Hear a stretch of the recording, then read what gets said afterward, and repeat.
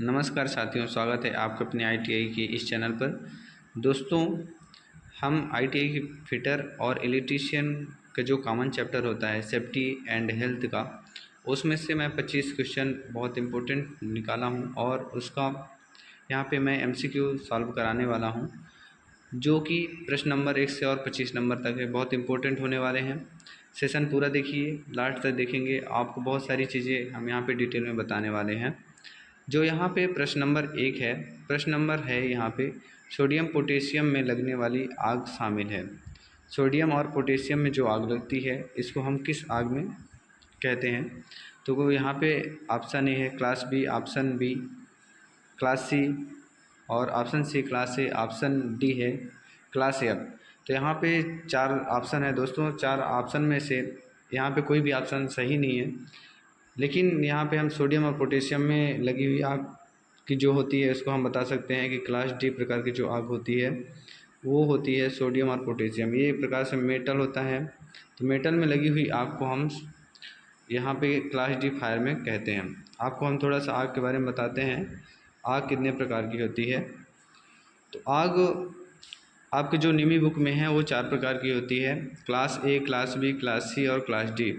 तो class A आप class ए fire को आप ऐसे याद कर सकते हैं कि जो क्लास ए होता है, जिस तरह से ठोस कोई वस्तु है, जैसे कि कपड़ा हो गया, कागज़ हो गया, लकड़ी हो गई, लकड़ी में या लकड़ी का जो कोयला होता है, इसमें जो लगी हुई आग होती है, इसको हम क्लास ए फायर कहते हैं। तो क्लास ए फायर में हम ठोस पदार्थों में लगी हुई आग बताते हैं, जबकि क्लास बी जो फायर होती है, क्लास बी फायर को हम डायरेक्टली द्रव में लगी हुई आग कहते हैं। जैसे मान लीजिए तेल, पेट्रोल, डीजल और ये जो चीज़ें होती हैं, यहाँ पे आग लगती हैं, इनको हम क्लास बी फायर कहते हैं। क्लास सी फायर जो होते हैं वो फायर होती है गैस में लगी हुई आग जो होती है, इसको हम क्लास सी फायर कहते हैं। और जो क्लास डी फायर होती है, क्लास डी फायर को अगर हम बताएं तो क्लास डी में इलेक्ट्रिक की आग आ जाती है, यानी कि इलेक्ट्रिक में लगी हुई आग है, इलेक्ट्रिक उपकरणों में लगी है, ट्रांसफार्मर में जो आग लगी है, मेटल में आग लगी होती है, इसको हम क्लास डी की फायर बोलते हैं। तो इस तरीके से 4 प्रकार की आग होती है। तो यहाँ पे इसका जो राइट आंसर होगा, यहाँ पे है नहीं, लेकिन ऑप्शन इसका यहाँ पे हम बता देते हैं। तो डी, क्लास डी की जो आग होगी वह यानी सोडियम और पोटेशियम लगी आग होगी। इसके बाद क्वेश्चन नंबर दूसरा है। क्वेश्चन नंबर दूसरा क्या कहता है? आकृति वृत्ताकार, चिन्ह का रंग काला, बैकग्राउंड का रंग सफ़ेद की पहचान।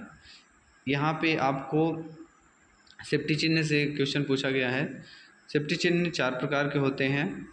यहाँ पे जैसे अनिवार्य चिन्ह होता है, निषेधात्मक चिन्ह और सूचना संकेत और चेतावनी संकेत होते हैं। तो 4 हैं, तो 4 में से बताना है कि ये कौन सा है। तो इसका जो राइट आंसर हो जाएगा वह हो जाएगा निषेधात्मक। तो आपको थोड़ा सा डिटेल में बताते हैं दोस्तों। तो यहाँ पे जैसे मान लीजिए कि अनिवार्य चिन्ह होगा, अनिवार्य का मतलब होता है मैंडेटरी, हमको कोई भी कार्य करने को बताया जाता है कि आपको करना ही करना है, वह मैंडेटरी साइन होते हैं। इनकी आकृति भी वृत्ताकार होती है, लेकिन इनका जो पृष्ठभूमि होती है वो ब्लू कलर की होती है, नीले, और इस पर कोई भी चिन्ह बना है तो वो सफ़ेद रंग का बना होता है। जबकि निषेधात्मक संकेत होता है, निषेधात्मक मतलब कार्य करने की मनाही होती है। अगर हम कहीं पे हैं तो ये डायरेक्टली यह चिन्ह दिखते हैं, तो यानी कार्य नहीं करना होता है। निषेधात्मक चिन्ह इनका क्या होता है कि जो बैकग्राउंड होता है, बैकग्राउंड सफ़ेद रंग का होता है और जो उसमें चिन्ह होता है वो काला होता है। आकृति वृत्ताकार ही रहती है और इस पर एक क्रॉस बॉर्डर भी होता है, तो इससे पता चल जाता है कार्य नहीं करना है। फिर ऑप्शन सी है, जिसमें सूचना संकेत यानी इन्फॉर्मेशन सिंबल जो होते हैं, तो आपको ये जानकारी देते हैं कि यहाँ पे क्या है। जैसे मान लीजिए कि पानी का यहाँ पे कोई टोटी लगी हुई है, तो पानी आपको पीना है या नहीं पीना है, ये आपको पीना है, लेकिन यहाँ पे इन्फॉर्मेशन आपको दे देते हैं कि यहाँ पे ये पानी रखा हुआ या है। तो इसके बाद यहाँ पे जो अनिवार्य चिन्ह होता है, सॉरी चेतावनी चिन्ह होता है, चेतावनी चिन्ह को वार्निंग साइन बोलते हैं। तो चेतावनी चिन्ह, वार्निंग मतलब कि आपको एक प्रकार सचेत कर देना, यानी कि जो भी कुछ कार्य करना है तो वहाँ पे सचेत कर देते हैं कि आपको ये कार्य नहीं करना है, नहीं तो आप इस दुर्घटना से ग्रसित हो जाएंगे। इसके बाद प्रश्न नंबर 3 है, कार्य करने का सुरक्षित तरीका होता है। तो यहाँ पे है ऑप्शन कार्य करने का एक प्रभावी और सही तरीका, कार्य का एक पुराना तरीका, कार्य को जल्दी हैंडल करने का तरीका और कार्य करने का एक साधारण तरीका। तो इसका जो राइट आंसर हो जाएगा ऑप्शन ए हो जाएगा, कार्य करने का एक प्रभावी और सही तरीका। इसके बाद देखते हैं अगला क्वेश्चन। किसी दुर्घटना की स्थिति में पीड़ित को तुरंत क्या करना चाहिए? अगर कोई व्यक्ति पीड़ित है यानी दुर्घटना ग्रसित है तो ऑप्शन ए यहाँ पे आराम करने के लिए कहना चाहिए, ऑप्शन बी दुर्घटना के बारे में पूछताछ करनी चाहिए, सहायता प्रदान करनी चाहिए, या फिर ऑप्शन डी है बिना इलाज के पड़ा रहने देना चाहिए। तो यहाँ पे दोस्तों इसका जो राइट आंसर है वो होगा कि सहायता प्रदान करना, यानी कि आप कोई भी दुर्घटनाग्रसित व्यक्ति है तो आप हेल्प करेंगे, मदद करेंगे उस पीड़ित व्यक्ति की, ये आ जाता है यहाँ पे। अब इसके बाद देखते हैं अगला क्वेश्चन क्या है। अगला क्वेश्चन यहाँ पे है, क्लास बी आग को नियंत्रित करने के लिए किस अग्निशामक दमकल का उपयोग किया जाता है? यानी क्लास बी की आग अभी बताया मैंने दोस्तों, तो क्लास बी की जो आग होगी वो होगी जैसे कि द्रव पदार्थों में लगी है, पेट्रोल, डीजल, केरोसिन, यहाँ पे आग लगी होती है तो क्लास बी फायर में हम इसको कह सकते हैं। तो इसमें जो यूज करेंगे हम, तो इसके लिए यहाँ पे कार्बन टेट्राक्लोराइड, इसका जो राइट आंसर होगा वो होगा CTC। हम यहाँ पे इसका यूज कर सकते हैं। पानी का यूज नहीं करना चाहिए क्योंकि पानी का जो घनत्व होता है वो किसी भी तेल से ज़्यादा होता है तो पानी नीचे बैठता है, इस तरह से और आग बढ़ सकती है, तो हम पानी का यूज नहीं करेंगे। यहाँ पे यानी कार्बन टेट्राक्लोराइड का यूज कर लेंगे।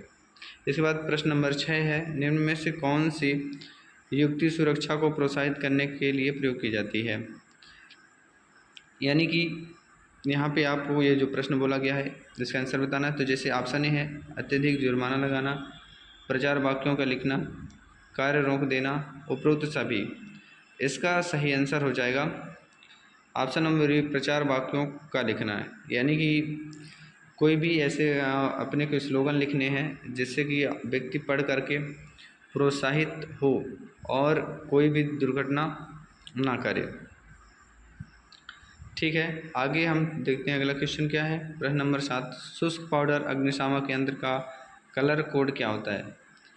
शुष्क पाउडर, यहाँ पे जो ड्राई पाउडर अग्निशामक होता है यंत्र है, इसका कलर कोड पूछा गया। तो कलर कोड अग्निशामक यंत्र पे बने होते हैं जिससे हम पहचान सकते हैं कि कौन सा अग्निशामक है और हम इसका यूज कहाँ पे करेंगे। तो यहाँ पे है ऑप्शन ए है लाल, ऑप्शन बी पीला, ऑप्शन सी नीला और ऑप्शन डी काला। तो इसका जो राइट आंसर हो जाएगा वो हो जाएगा option number C. Option number C इसका राइट आंसर हो जाएगा, यानी कि हम नीला कलर का कोड जो रहता है इसका यूज करते हैं हम अग्निशामक यंत्र पे जो कि शुष्क पाउडर का होता है।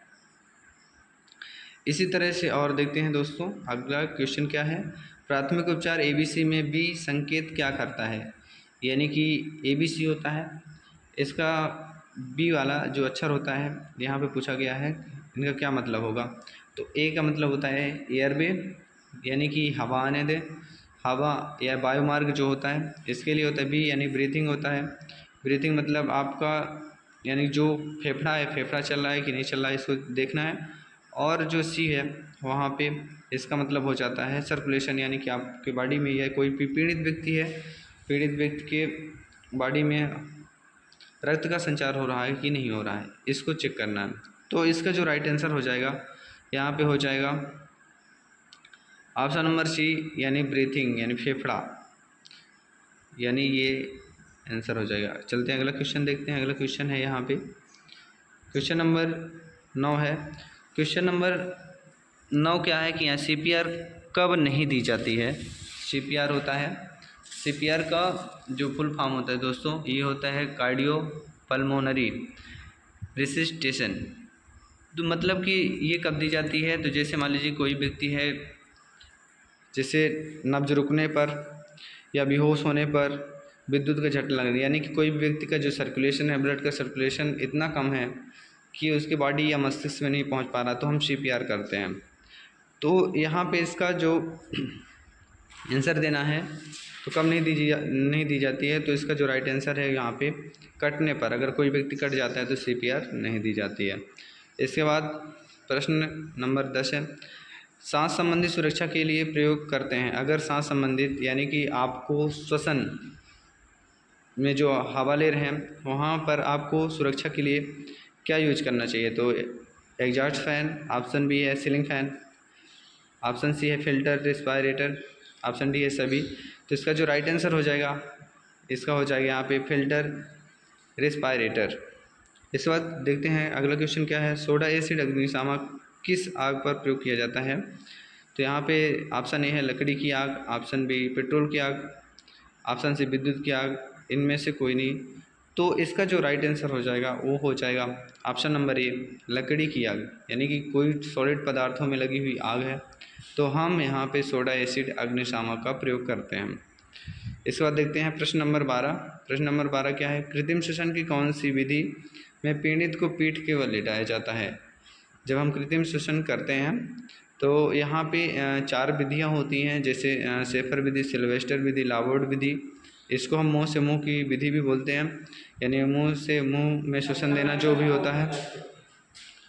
और ये एक देते हैं हम किसी भी कृत्रिम यंत्र द्वारा देते हैं। तो जब किसी भी पीड़ित व्यक्ति के सामने कोई चोट लगा होता है तो हम सिल्वेस्टर विधि का यूज करते हैं, पीठ के बल उसको लिटा देते हैं, फिर कृत्रिम श्वसन की प्रक्रिया करते हैं। तो इसका जो राइट आंसर होगा ऑप्शन नंबर बी हो जाएगा। इसके बाद देखते हैं कि जो ISO का फुल फॉर्म है, तात्पर्य यहाँ पे पूछा गया है। तो ऑप्शन यहाँ पे है, ऑप्शन ए है Indian standard organisation, international for standardisation organisation, option C है इंटरनेशनल साइंस ऑर्गेनाइजेशन, और ऑप्शन डी है यहाँ पे इंडियन साइंस ऑर्गेनाइजेशन। तो इसका जो राइट आंसर हो जाएगा ये हो जाएगा ऑप्शन नंबर बी, यानी इंटरनेशनल फॉर स्टैंडर्डाइजेशन ऑर्गेनाइजेशन। इसी तरह से दोस्तों ISI होता है तो इंडियन स्टैंडर्ड इंस्टीट्यूट होता है, और इसी तरह जो BIS होता है तो BIS का तो ब्यूरो ऑफ इंडियन स्टैंडर्ड। इस तरह से फुल फॉर्म पूछा जाता है दोस्तों। तो इसका जो राइट आंसर है यहाँ पे ऑप्शन नंबर डी हो जाएगा। चलिए अगला क्वेश्चन देखते हैं। प्रश्न नंबर 14 है, 5S में सीटोन का मतलब क्या होता है। तो 5S होता है, 5S कॉन्सेप्ट ये जापान से दिया गया है, और यहाँ पे सीटोन का मतलब पूछा गया है। तो सीटोन का मतलब क्या है, जैसे देखिए यहाँ मानकीकरण, ऑप्शन बी है सफाई, साफ सफाई, ऑप्शन सी है क्रम निर्धारण, ऑप्शन डी है अनुशासन। तो इसका जो राइट आंसर हो जाएगा वह हो जाएगा क्रम निर्धारण, यानी कि सेट इन आर्डर। सीटोन का मतलब होता है सेट इन आर्डर। 5S होते हैं, तो जैसे पहला एस होता है सीरी, सीरी का मतलब होता है कि उसको सॉर्ट करना, कोई भी वस्तुएं हैं उनको रखना है तो पहला एस जो होगा वो होगा सॉर्ट करना, सॉर्ट करना। दूसरा एस होता है सीटोन, सीटोन का मतलब होता है सेट इन आर्डर, सेट इन आर्डर का मतलब होता है कि कोई भी वस्तु है उसको क्रम में रखना। और जो तीसरा यस होता है वो होता है सीसो, सीसो का मतलब होता है चमकाना यानी शाइनिंग कराना। जबकि चौथा यस होता है वह होता है यानी सुकेट्सु, सिकेट्सु, सिकेट्सु होता है, सिकेट्सु का मतलब होता है मानकीकरण। और मानकीकरण का मतलब जो भी एक टूल्स बनता है, उपकरण बनता है, उसको एक स्टैंडर्ड में बनाना। और इसी तरह से जो आखिरी यस होता है सस्टेन, सस्टेन भी। दोस्तों देखते हैं कि यहाँ पर क्वेश्चन नंबर जो 15 है ये क्या है, PPE में 5 पोजीशन इक्विपमेंट क्या है। यानी जो आपको पर्सनल प्रोटेक्टिव इक्विपमेंट होते हैं, किसी भी कारीगर को सुरक्षा प्रदान करते हैं कार्य करते समय, इसमें 5वां नंबर का PPE कौन होता है। इसका यहाँ पे जो ऑप्शन है, option A helmet, option B apron, option C goggle, option D है नोज मास्क। इसका जो राइट आंसर होगा वह हो जाएगा गॉगल। अब दोस्तों आपको जो PPE होते हैं इनका भी एक नंबर प्रोवाइड रहता है, इसके अकॉर्डिंग क्वेश्चन पूछा जाता है। तो जो PPE फर्स्ट होता है वो हेलमेट होता है, PPE सेकंड में आपका शूज, और PPE थर्ड जो होगा वो मास्क होता है, PPE फोर्थ में हैंड स्लिप और जो ग्लव्स होता है ये आ जाता है। PPE अगर हम फिफ्थ की बात करते हैं तो चश्मा यानी कि आई प्रोटेक्शन के लिए गॉगल हम पहनते हैं, ये हो जाता है PPE नंबर 5। और जो PPE नंबर सिक्स होता है वह होता है आपको जो एप्रॉन होता है पहनते हैं अपने कपड़े को सुरक्षित रखने के लिए, कि आपके जो कपड़े हैं वो उस पर कोई छींटे वगैरह ना पड़े, स्पैटर्स ना पड़े। और जो पीपी नंबर 7 होता है वो होता है ईयर प्लग, यानी कि कान से संबंधित आपको जो उपकरण पहनना है वो पीपी नंबर 7 होगा। और जो पीपी नंबर 8 होगा वह होगा सेफ्टी हार्नेस बेल्ट। जब आप ऊंचाई में या कोई भी कारीगर वो हाइट पे कार्य करता है लगभग 1 मीटर से ऊपर हाइट पर, ज़्यादा हाइट पर, तो वहाँ पर यहाँ पे सेफ्टी हार्नेस बेल्ट का यूज किया जाता है। तो इसका जो राइट आंसर है यहाँ पे ऑप्शन नंबर सी होगा। इसके बाद प्रश्न नंबर 16 देखते हैं, निम्नलिखित में से कौन जैविक खतरे के अंतर्गत आता है। तो जैविक खतरा मतलब कि एक प्रकार से जो भी जीवों के माध्यम से होगा, जीवाणुओं के माध्यम से होगा, जैविक खतरे के अंतर्गत आएगा। तो देखते हैं ऑप्शन ए यहाँ पे है खराब उपकरण, ऑप्शन बी है अपेक्षा, ऑप्शन सी कार्यस्थल से असंतुष्ट, ऑप्शन डी है रासायनिक उत्पादों का। तो यहाँ पे इसका जो राइट आंसर होगा ऑप्शन नंबर डी होगा, रासायनिक उत्पादों का। इसके बाद देखते हैं अगला क्वेश्चन, फायर में स्मोदरिंग का क्या मतलब होता है। तो जब कोई भी आग लगती है तो आग लगने में 3 कारक होते हैं, ऑक्सीजन के साथ में ऊष्मा और पदार्थ, कोई जिस पदार्थ पे आग लगेगी। तो 3 कारक में से यहाँ पे यदि आप ऑक्सीजन की सप्लाई को हटाते हैं तो स्मोदरिंग बोला जाता है, यदि आप हीट हटाते हैं तो वो कूलिंग बोला जाता है, और यदि आग में से आप किसी भी पदार्थ को हटाते हैं तो स्टार्विंग बोला जाता है। तो इसका स्मूदरिंग का जो यहाँ पे डायरेक्टली मतलब होगा ऑप्शन नंबर ए हो, ऑक्सीजन कम करें यानी ऑक्सीजन को हटाएं। प्रश्न नंबर 18 है, हेलोन अग्निशामक का प्रयोग होता है। जो हेलोन अग्निशामक है इसका प्रयोग कौन सी आग में करेंगे। Option A class C, option B class D, option C class A और ऑप्शन डी है क्लास एफ। तो हैलोजन समूह का जो अग्निशामक यंत्र रहेगा इसका प्रयोग हम करते हैं क्लास डी की आग में। क्लास डी की आग को हम इलेक्ट्रिक फायर कहते हैं, यानी कि इलेक्ट्रिक फायर में हमें अगर यूज करना पड़ेगा तो हैलोन अग्निशामक का प्रयोग करेंगे। इसके बाद क्वेश्चन नंबर 19 है, तेलीय फर्श को कैसे साफ़ करें। तेलीय फर्श है हमें उसको साफ़ करना है तो कौन से तरीका अपनाएंगे। तो ऑप्शन ए है काटन के अवशेष, ऑप्शन बी ऊष्मा से, सी पानी से और ऑप्शन डी है लकड़ी के बुरादे से। तो इसका जो राइट आंसर हो जाएगा वो होगा ऑप्शन नंबर डी, यानी जो लकड़ी का बुरादा होता है उसको हम डाल करके फिर कोई भी फर्श को साफ़ करेंगे जहाँ पे तेल गिरा हुआ है। तो इसका right answer option number D हो जाएगा। इसके बाद प्रश्न नंबर 20 है, दुर्घटनाओं का सक्रिय कारण क्या है। दुर्घटना कब होती है, इसका सक्रिय कारण क्या है। तो यहाँ पे ऑप्शन ए है अज्ञानता, ऑप्शन बी उत्सुकता, ऑप्शन सी है अत्यधिक विश्वास और ऑप्शन डी है उपरोक्त सभी। तो कभी भी एक्सीडेंट हो जाता है तो ये तीनों कारण रहते हैं तभी एक्सीडेंट होता है, और भी ऐसे बहुत से कारण होते हैं जिसके कारण से दुर्घटनाएं घट जाती हैं वर्कशॉप में। तो हम किसी मशीन के बारे में नहीं जानते हैं तब भी दुर्घटना घट जाती है। उत्सुकता मतलब कि हमें ये जल्दी रहती है कि हम ये मशीन कैसे चलती है उसको चलाने लगते हैं, उत्सुकता रहती है। और अत्यधिक विश्वास मतलब ओवर कॉन्फिडेंस, जो भी हमारी कुशलता रहती है उससे हम ज़्यादा यकीन करने लगते हैं, उससे भी ज़्यादा, इसी कारण से दुर्घटना हो जाती है। चलिए अगला क्वेश्चन देखते हैं। प्रश्न नंबर 21 है, कांच सामग्री के लिए डब्बा कलर कोड क्या है। यहाँ पे यदि कांच है तो कांच के लिए हम डब्बा कलर कोड यानी कि डस्टबिन का कलर कोड होता है, क्योंकि हमें क्या होता है कि जो पदार्थ होते हैं उनको अपशिष्ट पदार्थ को निपटान करना पड़ता है। तो निपटान करने के लिए यदि एक ही डब्बे में अगर सभी मटेरियल डाल दिया जाएगा तो नुकसान हो जाएगा। तो कहीं ना कहीं हमको अपशिष्ट पदार्थों को निपटान करने के लिए अलग अलग कलर कोड का यूज करना पड़ता है। तो जैसे ऑप्शन ए है लाल, ऑप्शन बी है पीला, ऑप्शन सी है ब्लू और ऑप्शन डी है हरा। तो इसका जो राइट आंसर हो जाएगा वह हो जाएगा यहाँ पर हरा, यानी ऑप्शन नंबर जो डी है वो इसका राइट आंसर है। इसी तरह से जो लाल होता है तो लाल का यूज कहाँ पे करते हैं, तो जैसे कोई मेटलिक चीज़ है, मेटलिक चीज़ को डालने के लिए लाल का यूज करते हैं। पीला किसके लिए, प्लास्टिक, याद करेंगे कैसे, तो जैसे यहाँ पे पीला तो पीला प्लास्टिक के लिए पीला यानी पास से आ रहा है। फिर जैसे ब्लू यानी नीला, तो नीला जैसे आप कोई भी कागज़ होता है तो कागज़ के साथ में अगर दूसरा कॉपी चाहिए कार्बन का तो आप कार्बन लगाते हो। जो कार्बन कैसे रहता है, नीला कलर का। तो ऐसे याद रख सकते हो कि हम कार्बन का जो कलर होता है वो नीला होता है। नीला कलर कोड में हम कागज़ को डालते हैं। तो कागज़ को अगर डालना है तो आप यहाँ पे ब्लू डस्टबिन का कलर कोड यूज करेंगे। इसके बाद देखते हैं क्वेश्चन नंबर जो यहाँ पे 22 है। 22 क्या है, 5S में शिशु का पूर्ण रूप है। शिशु का यानी जो 5S होते हैं, ये जापानी वर्ड है, अभी आपको बताया हमने। लेकिन यहाँ पे सभी एस जो होते हैं 5S में, तो कुछ ना कुछ अर्थ होता है। जैसे सबसे पहले होता है सीरी, दूसरा होता है शीटोन, तीसरा है शिशु और वो शिट्सुक होता है, और जो आखिरी होता है वो सिकुत्सु होता है।